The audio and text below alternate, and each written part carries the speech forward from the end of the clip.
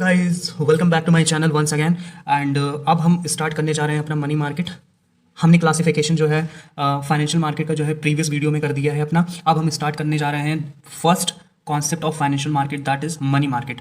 Money market में आपको simply 3 concept आपके दिमाग में होना चाहिए, जो कि एग्जाम में 3 कॉन्सेप्ट ही घुमा फिरा के दिया जाएगा एग्जाम में, ठीक है।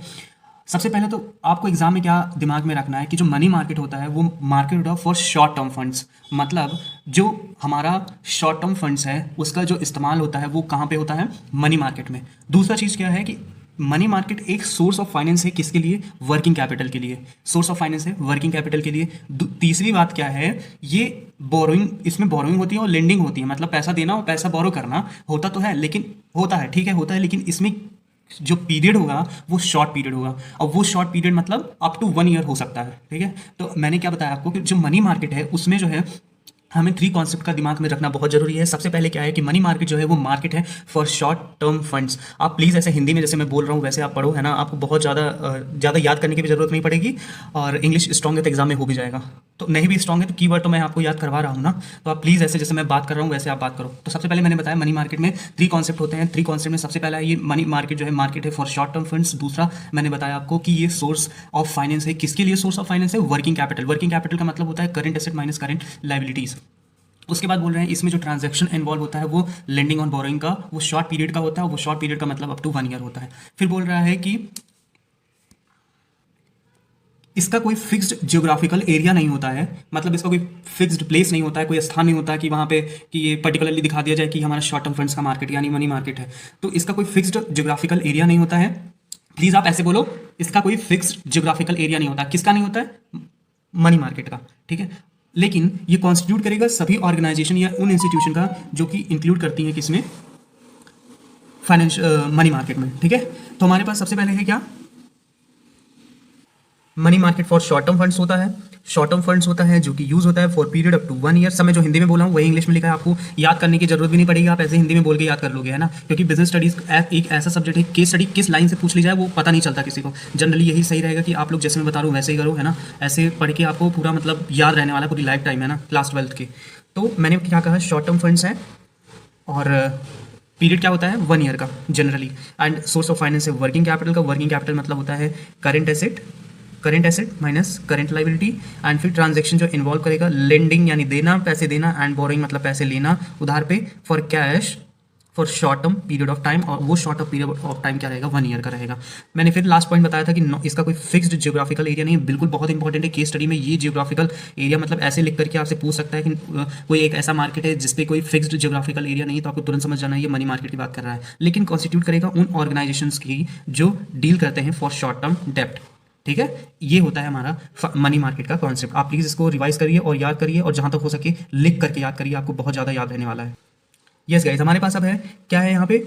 Features of money market. मतलब हमने मनी मार्केट का कॉन्सेप्ट तो देख लिया, अब हमारे पास है फीचर्स ऑफ मनी मार्केट। सबसे पहला फीचर हमारा, देखो फीचर भी वही है जो मैंने आपको कंटेंट में लिखवाया है मनी मार्केट के, कि मनी मार्केट होता क्या, वही फीचर्स में है। सबसे पहली बात तो ये है कि इसमें कि मनी मार्केट जो ना वो शॉर्ट टर्म के लिए होता है। मतलब मनी मार्केट क्या होता है? शॉर्ट टर्म फंड्स के लिए एक मार्केट होता है। पहला ये तो आप पढ़ चुके हो पहले ऊपर। एंड फिर बोल रहा है नो कोई फिक्स जियोग्राफिकल लोकेशन नहीं होता, ये भी आप पढ़ चुके हो। एंड ये आपको याद करने की जरूरत है कि जो मेजर इंस्टीट्यूशन इन्वॉल्व है मनी मार्केट में वो कौन कौन से हैं? आरबीआई है, Reserve Bank of India, commercial banks हैं, life insurance company and GIC और एटसेट्रा कंपनीज है। आपको इन्हीं चार का नाम याद कर लेना है, 4-5 का आपका काम हो जाएगा, आप एग्जाम्पल में लिख सकते हो। फिर बात कर रहा है common instruments of money market. हाँ, ये इंपॉर्टेंट है, इंस्ट्रूमेंट ऑफ मनी मार्केट। हम आगे जो है इसका डिस्कस करेंगे डिटेल में।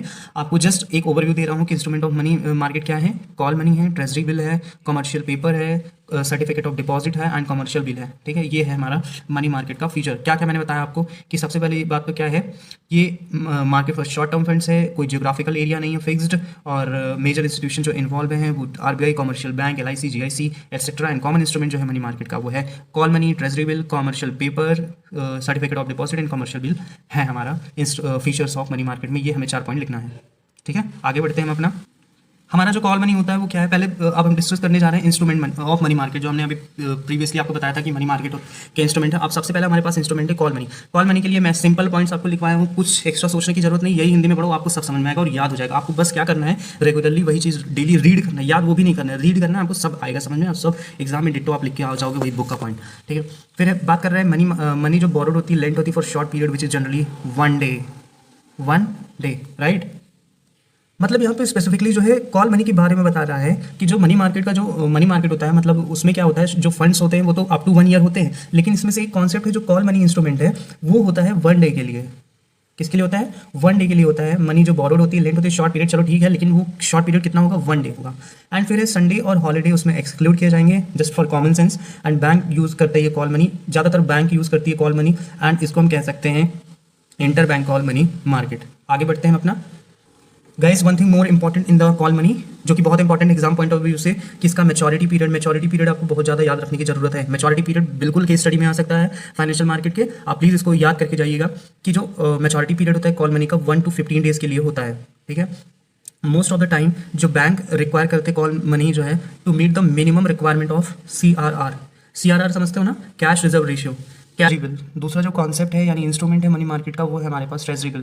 ट्रेजरी बिल को बता रहा है इशूड होता है RBI करता है, इशू करता है RBI on behalf of government of India. Very very very important for the case study point of view, कि मतलब कौन इशू करता है ट्रेजरी बिल एंड किसके बिहाफ पे ट्रेजरी बिल इशू किया जाता है। GOI means government of India, right. तो इशू होता है RBI के द्वारा, लेकिन on behalf of government of India. फिर बात कर रहा है enable government to get short term borrowings as these bills are sold to banks and general public. ये फ्रीली ट्रांसफरेबल होता है because it is a negotiable instrument, ठीक है। नेगोशिएबल इंस्ट्रूमेंट क्या होते हैं? Which is freely transferable till its maturity. And ये issue हो सकता है, इशू किया जाता है डिस्काउंट पे। Maturity period very important, maturity period generally होता है 14 to 364 डेज, एंड इसको हम कहते हैं zero coupon bonds. Please make the note and learn these points. Commercial bill की बात हम करते हैं, जो कि थर्ड पॉइंट है हमारा इंस्ट्रूमेंट ऑफ मनी मार्केट का। कमर्शियल बिल कॉमन इंस्ट्रूमेंट होते हैं जो कि यूज़ किए जाते हैं किस पर्पज़ के लिए? क्रेडिट परचेज एंड सेल के लिए। मतलब अगर हमें उधारी पे सामान बेचना है एंड उधारी पे सामान खरीदना है तो हम क्या यूज़ करेंगे? Commercial bill. फिर बोल रहा है शॉर्ट टर्म मैच्योरिटी। बिल्कुल, हम जो भी इंस्ट्रूमेंट ऑफ मनी मार्केट पढ़ रहे हैं, क्योंकि मनी मार्केट जो है यूज़ होता है शॉर्ट टर्म फंड्स को रेज करने के लिए, इसीलिए जितने भी इंस्ट्रूमेंट्स होंगे मनी मार्केट वो भी हम शॉर्ट टर्म फंड्स के लिए ही इस्तेमाल करेंगे। इसका पीरियड क्या होता है? जनरली 90 डेज़ के लिए होता है। एंड फिर बात कर रहा है negotiable instrument can be easily transferred.